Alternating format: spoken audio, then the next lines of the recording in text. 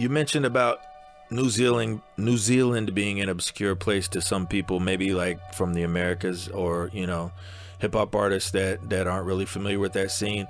Could you tell the listeners a little bit about the hip hop scene in New Zealand when you were coming up? Yeah, man.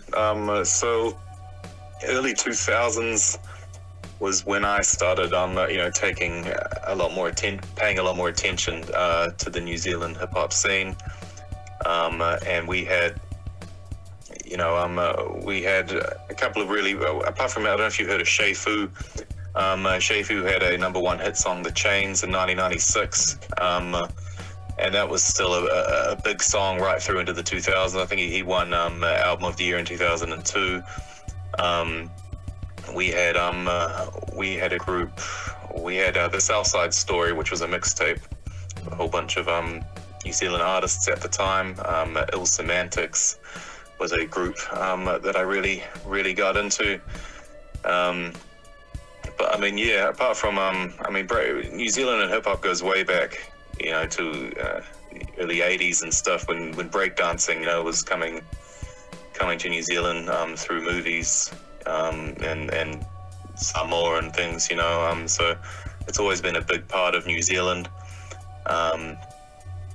And obviously graffiti and things like that, but no doubt. now hip hop itself, I became a very big fan of Mareko, Scribe. They made it really big in New Zealand during that early 2000s sort of breakthrough era in New Zealand hip hop. Did you go to a lot of concerts back in the day, or did a lot of touring artists come through New Zealand when you were younger? Yeah. No, there definitely was. We had a hip hop summit that used to happen where a lot of it was all based around hip hop. It was beautiful. Everyone came together and worked together on a big event and stuff. But I mean, yeah, there was hip hop was everywhere. But like every other genre, it was everywhere too. Right. Music's just very big in New Zealand. Always has been. And yeah, early 2000s was really when it started to come out quite significantly. I'd say late 90s, early 2000s when it really started making a bit more radio play. Whereas earlier than that, you were more sort of underground getting hold of hip hop. You wouldn't really hear much on the radio as you would later on. You know a friend of mine that I worked with down there, Kunoichi. Oh, okay. Oh, yes. We did this song, Climate Change. Do you know her actually in person, like as face to face, or? I think I've met her at an event before, and I think we've talked briefly, back when we did the Black Feather Messengers sort of time, but I don't know her that well. Now, how strangely coincidental was that? I mean, I don't know. I met for some reason I met several people from New Zealand. That seems like an obscure place for me to be meeting people. It's crazy how that works. So yeah. But you were also involved in a rap battle league down there briefly. Could you tell us just a little bit about that, how they got started and what kind of turnouts you guys had? Yeah, so when it would have been near the end of 2010. We were the Mind Molesters, myself and Box Cutter, and a good friend back then called Devastator.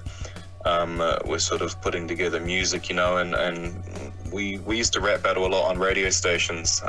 We had a show called Cypher's Corner, and there was another show called Estilo once a week, which would get on and they'd have phone callers, and we'd just rap battle, and it was always something we did when we get together and have a few drinks, we'd battle rap. And with the progression of battle rap over the world at the time, I thought, shit, we don't have one of these leagues in New Zealand, these a cappella leagues that are now taking over.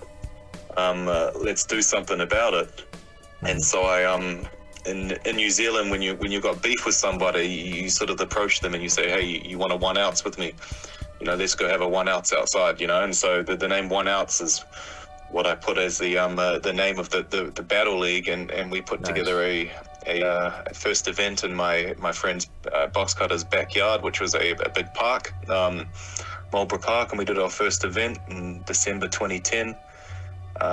Devastator filmed it, you know, put all the footage together. We put it up, not expecting much. We sort of did it to, we put all our names and our music all over it, just sort of try and advertise our newer tracks that we were doing. So we were going to put together another album. And then it just got a lot of popularity. A lot of people were messaging me, wanting to join. A lot of people were wanting to, you know, sort of interview us and see where we're looking at going from there. And I was around sorting out the events for the first few months, at least for the first 6 months, and then I brought in other friends, and we all got together and just turned into the events got bigger and bigger and bigger over the years. And then yeah, about 3 years I think I was around doing it. I sort of lost the passion for it near the end, but it was good while it was there, you know, and it brings out a lot of younger people, you know, a lot of young MCs and stuff come into battle rap, you know, and move on from there sort of thing. So I saw it as a stepping stone for younger artists to get out there, you know, and to get a bit of motivation happening within themselves. Yeah, definitely. The community aspect of hip hop. Yeah, one man. Of the elements of hip hop. It was good. It was real good years, those, you know. I got real good memories, and we had a lot of good time doing those rap battles back in the day. Yeah. Now, in your catalog.